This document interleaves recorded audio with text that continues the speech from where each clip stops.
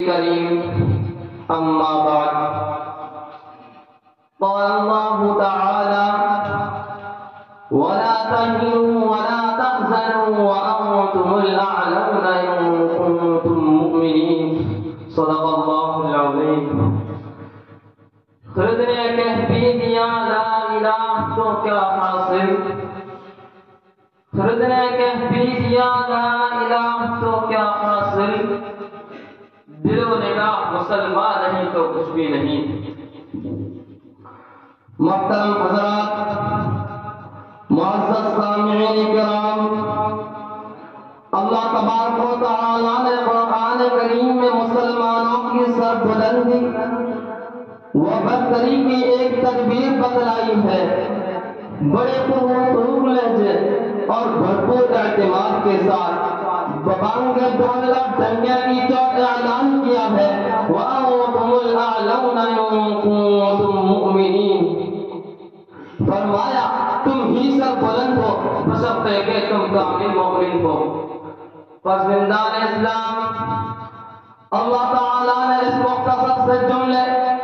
اور اس چھوٹی سی آیت میں حقیقت کا انکشاف کیا ہے آنکھیں کھول دی ہے صاف طریقے سے فرما دیا ہے کہ تمہیں گھبرانے کی ضرورت نہیں کوئی خوف محسوس نہ کرو دنیا کی کوئی چیز تمہارا کچھ نہیں بگاڑ سکتی شیر تم سے ڈر سکتے ہیں چیزیں تم سے کپلما سکتے ہیں دنیا کی کوئی سے بڑی چیز تمہارے غلام بن سکتی ہے لیکن شرط لگاتی ہے اگر ایمان اور ایمان کی باتیں بہاری نے تمہارے قلوب میں گلشن پیدا کر دیا ہو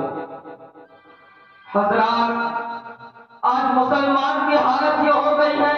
کہ وہ ایمان سے کوسوں دور حقیقی معرفت اور اس کے پاس کوئی نام و نشان نہیں نہ اس کا کوئی مقام ہے نہ منصب اور ٹھکانہ وہ در در کی ٹھوکر کھاتا پھر رہا ہے کل جو تمام دنیا پر حکومت کرتا تھا آج وہ غلام بنا ہوا ہے کل جو سمندروں میں گھوڑے ڈالتا تھا آج خود وہ پانی سے ڈرتا ہے کل جو ہواؤں کے رخ کو موڑ دیتا تھا آج ہوا کے تھپیڑے اس کے رخ کو جلسا دیتے ہیں کل جو آج سے صحیح و سلامت نکل جایا کرتا تھا آج اس کی حالت یہ ہے کہ ایک ہی چنگاری اس کے پور وجود کو حاصل کر دیتی ہے کل جو حاکم تھا آج محکوم ہے کل جو آقا تھا آج غلام ہے حقیقت یہ کہ فلاکت و نکبت نے اسے گھیر لیا ہے پریشانی اور زبوقاری اس کی قسمت بن گئی ہے اس کا ایمانی شعلہ سر پڑ چکا ہے مولانا علی نے درد ہے انداز میں اس کا رونا رویا ہے